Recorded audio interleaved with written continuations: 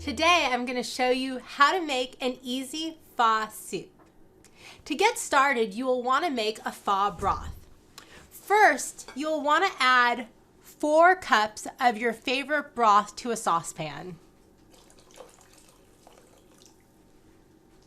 Then you want to add the juice of 1 lime,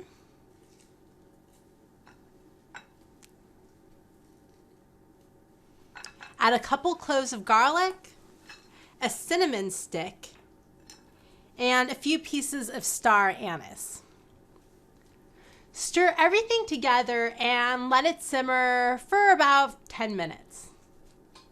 For your easy pho soup, you'll want to get some rice noodles. These are the traditional pad thai style rice noodles, and I just cooked them according to the instructions on the package.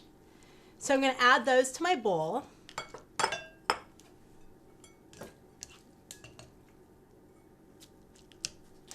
Then I'm going to garnish with some sliced green onions. And now I'm just going to pour some of my broth over the noodles. Oh, it smells really delicious. The cinnamon and the star anise gives it a really aromatic flavor. Now this is where you can start to have some fun. You can garnish it with a wide variety of vegetables. For today's soup, I'm using some mung bean sprouts, some jalapeno slices, some sliced onion,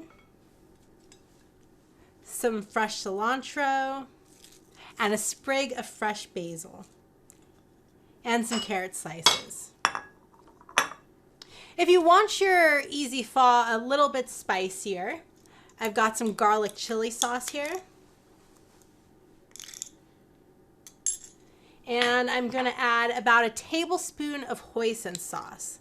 This is going to sweeten it up a little bit and give it a thicker consistency. Now it's ready to serve. This is Chef Mariko showing you how to make easy pho. Enjoy.